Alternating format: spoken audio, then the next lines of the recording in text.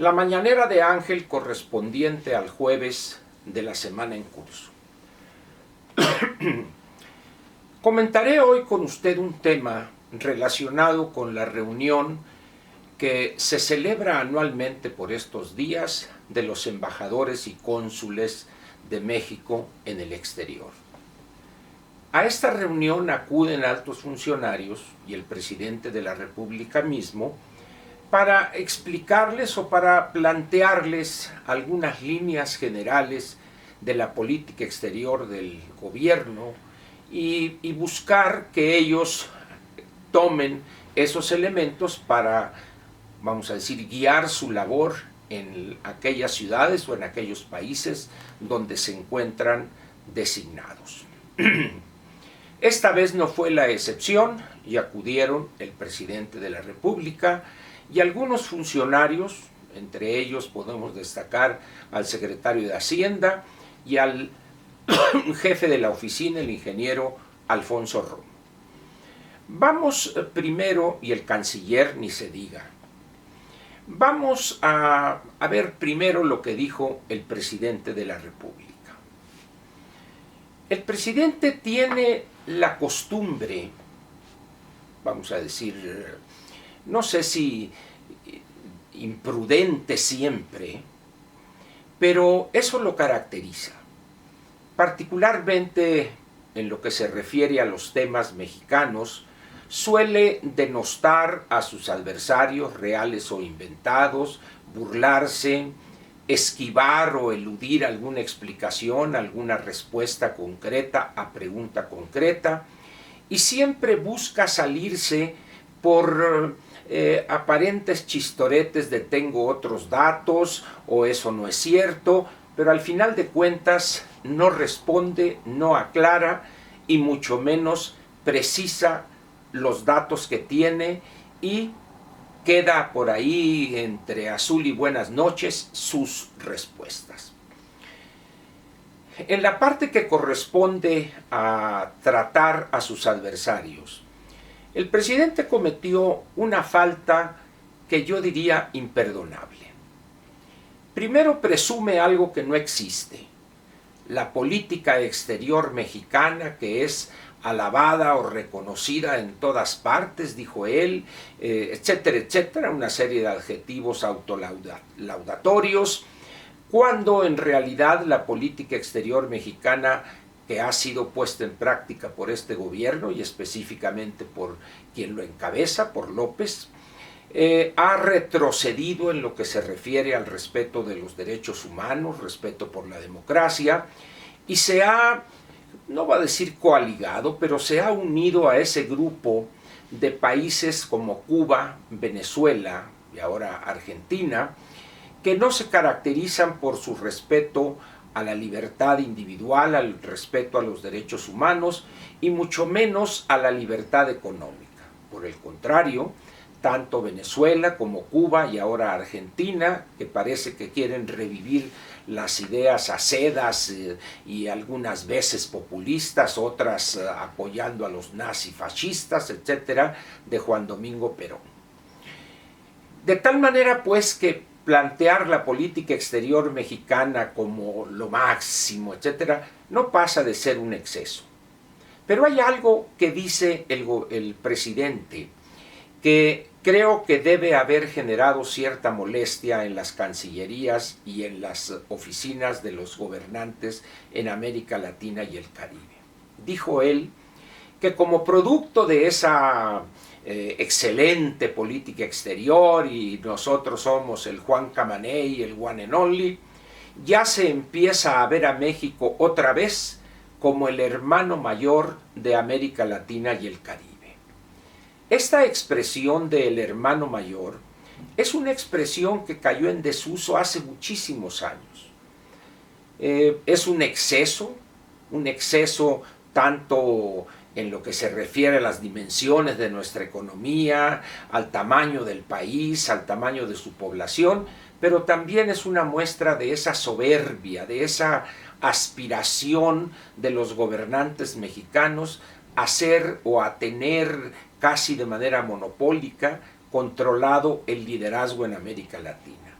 Hace muchos años que Brasil, Argentina misma, Chile, han jugado un papel protagónico más importante en algunos aspectos económicos y políticos que nosotros. Pero lo peor de esta declaración del presidente es el desprecio con el que trata a los países hermanos de América Latina y del Caribe. Particularmente los países centroamericanos siempre nos han visto con recelo por ese afán de, como se dice en inglés, de patronize, de decir, no, no, tú espérate, tú no sabes, yo te voy a ayudar, yo te voy a proteger.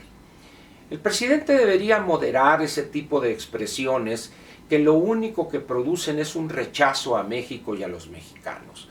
Debería ser más prudente, pienso yo, y si bien puede darse el lujo de insultar a los mexicanos un día sí y otro también, pero ya ver a los países hermanos, a sus pueblos y sus gobiernos como subordinados a México, es, aparte de una cuestión totalmente alejada de la realidad, es una ofensa. Diplomáticamente es una pifia que el presidente debería, pienso yo, ofrecer una disculpa por esas palabras. Pero luego hubo otras cosas interesantes. Mire usted, el ingeniero Alfonso Romo le suplica prácticamente a los embajadores y cónsules que promuevan la atracción de inversión, que vengan inversiones a México. Y luego dice, porque pues no podemos cambiar, dice, las condiciones a mitad del camino, algo así como no podemos cambiar o no debemos cambiar de caballo a mitad del río. Pienso yo que esa opinión o ese consejo no debería dárselo el ingeniero Romo a los cónsules y embajadores. Al final de cuentas, empleados de tercer nivel, algunos están designados, están en países importantes como la embajadora Bárcena en Estados Unidos, pero eso no le quita que dependan del canciller en el mejor de los casos.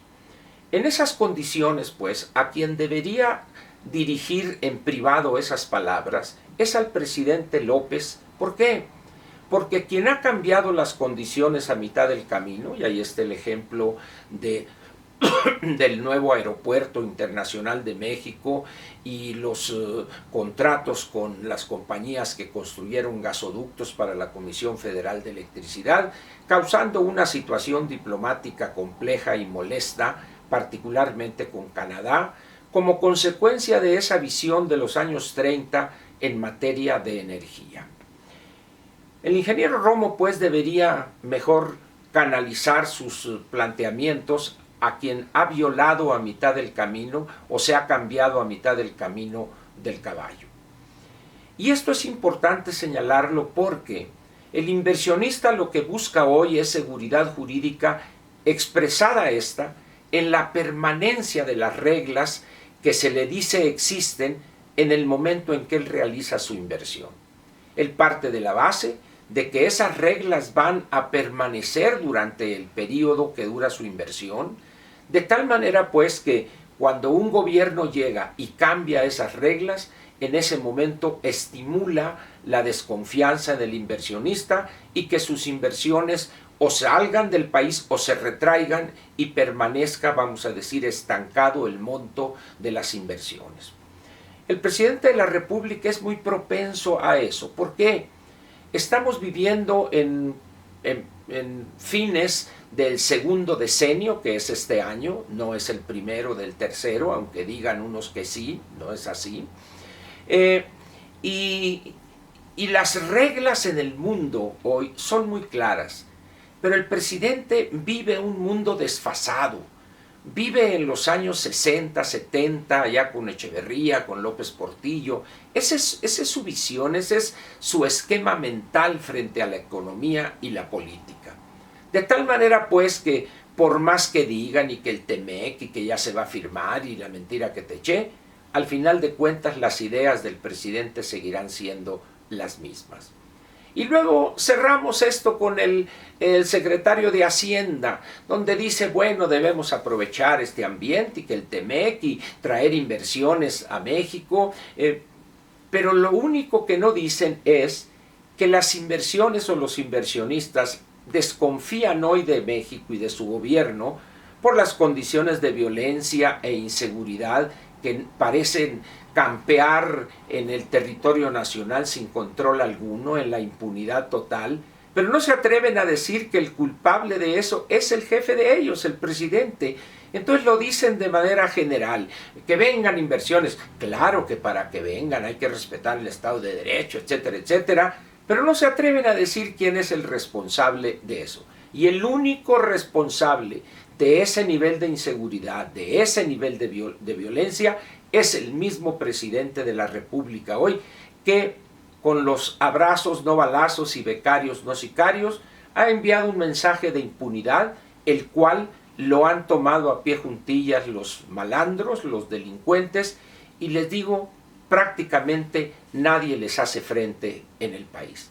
En esas condiciones, pues, creo que esta reunión ha sido la peor de las veintitantas que se han celebrado, y al final de cuentas lo único que hemos visto es una exhibición de servilismo y abyección de los funcionarios que participaron, y la soberbia del presidente de la República, que ahora se siente ya el Big Brother, el hermano mayor de América Latina y el Caribe.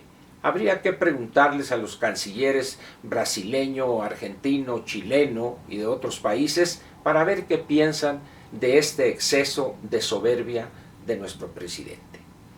Por lo pronto le agradezco su presencia aquí y lo espero mañana viernes, con que cerraremos la primera semana laboral completa de este año 2020.